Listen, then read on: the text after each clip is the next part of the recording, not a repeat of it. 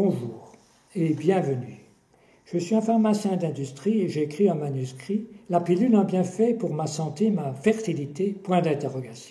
Et aujourd'hui, avec vous, je voudrais étudier, analyser une de ces pages, la baisse de la libido féminine et la pilule. L'Agence de santé américaine a donné en 2015 son aval pour la commercialisation d'un médicament à base de fibancérine, permettant de booster la libido de ces 40% de femmes non ménopausées qui présenteraient une faible activité sexuelle. La fibancérine est surnommée le Viagra pour femmes. Aujourd'hui, ce Viagra nous donne l'occasion de réfléchir sur la médicalisation de la sexualité qui a débuté avec la contraception et sur les facteurs pouvant contribuer à la baisse de la libido féminine.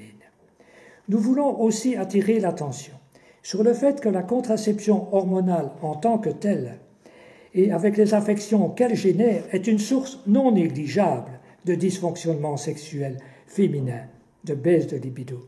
Mais cela, l'industrie ne le claironne pas, bien entendu. Cette médicalisation a pris son essor avec le succès du Viagra masculin.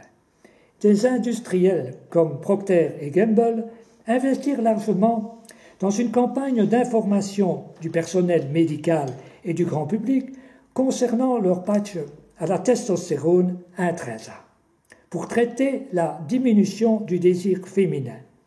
Et ceci bien avant que la FDA, US Food and Drug Administration, ne donne son accord.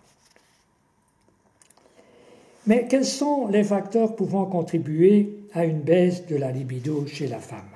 Premièrement, les causes organiques liées à la contraception hormonale, telles les troubles endocriniens, hyperprolactinémie, hyperhypothyroïdie, hyper- ou hypoandrogénie, diabète 1 ou 2, les désordres neurologiques tels que accident vasculaire cérébral, migraine, maux de tête, les affections gynécologiques, génitales, induisant douleur lors des rapports sexuels, les cancers du sein, du col de l'utérus, une hépatite, une anémie. Il y a certes d'autres causes organiques qui ne sont pas liées à la contraception hormonale. Maintenant, quelles sont les causes médicamenteuses iatrogènes qui diminuent cette libido? On peut penser aux antidépresseurs, aux hormones contraceptives, aux hypertenseurs, etc. Le faible taux en œstrogène, 15 microgrammes d'éthylnestradiol, est responsable d'une sécheresse vaginale, d'une atrophie de l'endomètre, ce qui entraîne secondairement la diminution de la libido. Selon une étude effectuée en 2006 par l'Université de Boston, prendre la pilule pourrait induire une perte de libido qui perdure même après son arrêt. La pilule réduit en effet le niveau de testostérone disponible dans l'organisme par rapport aux femmes qui ne la prennent pas. La pilule multiplie par 7 le taux de globuline de fixation de l'hormone sexuelle, appelée SHBG, responsable de la réduction du taux de testostérone disponible dans l'organisme. De plus, après arrêt de la pilule, ce taux de SHBG serait 3 à 4 fois plus élevé que chez les femmes ne l'ayant pas prise.